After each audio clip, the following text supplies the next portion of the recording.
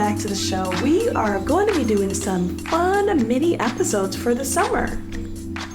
And, Ariel treated my life today about my typical intro, so I'm trying to mix it up. The other intro works. This one works. You're smooth like butter. Oh, you're out of control. So we're doing these fun summer minis with Emboldened with Jessica. And really, what does that mean? Yeah, mini episodes mean that we're not going to get into all of the research, all of the things. We are just going to be doing a high-level kind of discussion about some fun things. If we're talking about some topics that really interest you want us to dive a little bit deeper, that's something we can bring in the future, or maybe we can have a guest come in and join us. So just let us know what excites and delights you. Yes, and I mean, summer kind of leaves it open for short attention spans. So that's another good reason for having a mini. We want to just like a little tease. I dig that. So to kick it off, we outside this summer. Yes. So with us being outside, we want to just talk about some things that have been flying around social media, popular culture right now. And there's been a lot of talk about unbigging your back. Yeah. What does that even mean? Yeah. So unbigging one's back has been a phrase that people have been using to mean that they want to be a little bit more healthy, a little bit more fit. They want to be a little bit thinner. I saw a graphic of the Penguin from Batman, and they had a picture of his back. They said, we want to unbig our back so it does not look like this. That's a big back. And it was. And I said, wow. So there's a little bit of body shame in there, but there's a little bit of fun, spirited, in the sense that we all know our bodies, and some of us desire for different reasons to have different proportions, different shape. Maybe we want to lean up something.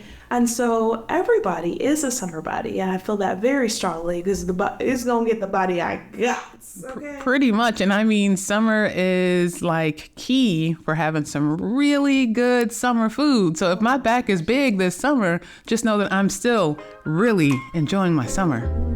I do love a good funnel cake. Talk about it. Summer is also a time to indulge. So if the big back stays, just cherish your body, the one that you have. Because like you said, everybody is a summer body. I feel that very strongly. And so while we're talking about our bodies, a lot of times we're talking about our bodies, we're also thinking about our overall health. And I had a little bit of a health scare around January after all the holidays.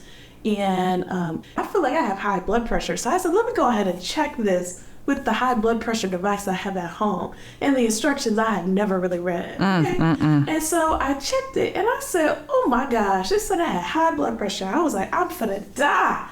Jesus, not now. So I was really, really upset. And I was like, I have to transform my life. Okay, I have to get it together. So I made some lifestyle choices. And they've actually been really, really good and helpful. And then I read that when you check your blood pressure, you're not supposed to have your feet up. And I had my feet up on the couch. So I said, perhaps this is inaccurate. So I took it again and we were in the normal range. But by then, the lifestyle change had already started and I have been sticking to it. And so I just feel like health is part of our wealth. Health is so important, especially if you're a millennial, okay? Our bodies change a lot. They do. One of the things that help us to feel our best selves, help us feel good, help us have the energy that we really deserve to have. And so thinking about how can we get our lives in a way that is supportive to our mental health, to our physical health, all of the things. Yeah, and I know you brought up the life transformation. What did that include? Was it exercise? Was it changing what foods you're eating? So I decided that I was going to start incorporating more vegetables and fruits. And so instead of after eating and being like, what's my sweet thing I'm going to have? You know, they say that's part of Black culture. So after we eat, we want something sweet. So instead of doing a dessert, now I do fruit in the evenings. And I'm trying to do at least like 30 vegetables a week. And I'm not saying I hit 30 vegetables a week, but I just incorporate a lot more veggies into my diet. And then also more movement. So luckily I live next to a beautiful trail, so I like to go for walks on the trail. I'm a person who, I don't like high intensity workouts, but I love going for a walk. Walks are so good for our physical health because of the bilateral movement we're doing with our eyes. It allows us to hear the sounds in nature, which are also really relaxing for our nervous system. So like hearing the birds chirp, feeling the breeze on our skin, and allows us to have some moments of mindfulness.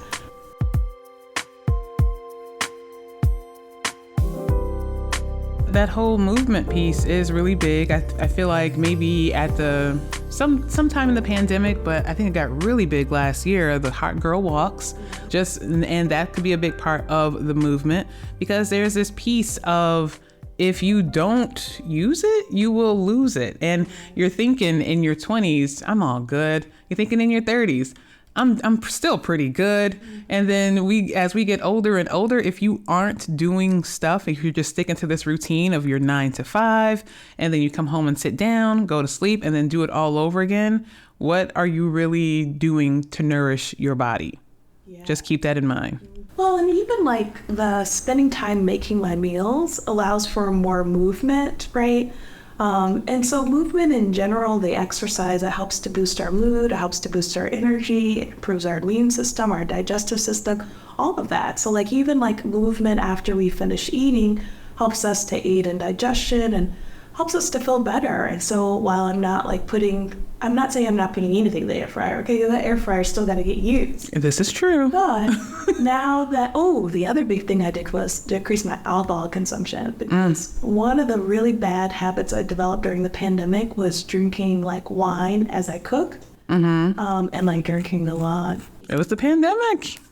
Yeah, and so part of, being more aware of my health was that I can't consume this much alcohol and have that be good for me. And so now I will, still have fun when I'm cooking, right? Because I like to have a production of it. Sometimes I need a snack before I start cooking. But now I can snack on like kale or some cherries or something yummy. And so then I listen to some fun music, I listen to a really good podcast, and I'm still having fun. I don't need the glass of wine. I might do like a poppy or an olipop. If I'm feeling fancy, and I put it in a nice glass because I want to romanticize and have fun in everything I do.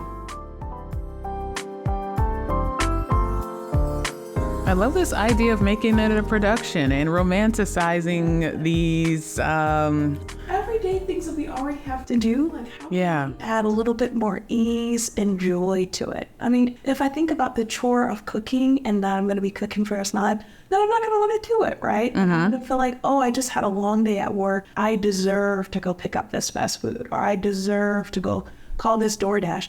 Well, no, I deserve to have movement in my life. I deserve to have foods that I know everything that's in what I made because I made it. I deserve to go have a good time in my kitchen with some fun music, like a hilarious podcast, and really unwind. Like, I deserve that. And so making that shift has made a world of difference in my health. I do have more energy. I have lost some weight. My blood pressure is like excellent. So yeah, I've been noticing differences with my sleep and health overall because you know what else has been kicking my behind? What? Peri who? Perimenopause. Y'all. If you don't know much about perimenopause, if you noticed earlier, I stopped at the 30s because isn't that kind of when it starts to creep up and have some life and hormonal and bodily changes in women? So you might want to look into some things if you're noticing just slight changes in your body, or almost, it's not just your body, just how it's like a reactive thing too sometimes, or like, for sure, I used to be cold, now I'm like hot all the time and I don't know what's up. Or I'm waking up in the night and I'm used to sleeping through the night. Or my body keeps itching, and why is it itching? Like, is there something wrong with the soap I'm using? Is it something about this shirt? You start questioning things and thinking that you're losing your mind, only to discover, wow, you're experiencing perimenopause symptoms, and perimenopause can last for 15 years of your life, and no one decided to talk to us about it. Nobody talked about it. Hello. So yes, so as I've been navigating that and figuring out what works for my body, having some of the things in check with my physical health has helped.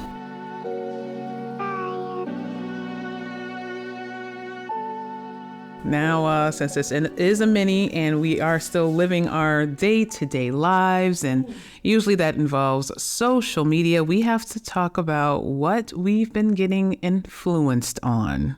What's been coming up in your feed? Oh, yeah. So my main influencer is my sister, and she has all of these things, and she tells us we need them.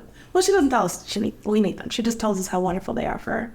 So one of the things she's very into right now is the rebounder. And she said, I need to get a rebounder. And actually, I like a rebounder for some reasons. I like the fact that it allows movement. So a rebounder, for those that haven't been hearing about it, is like a trampoline. They just have rebranded it as a rebounder.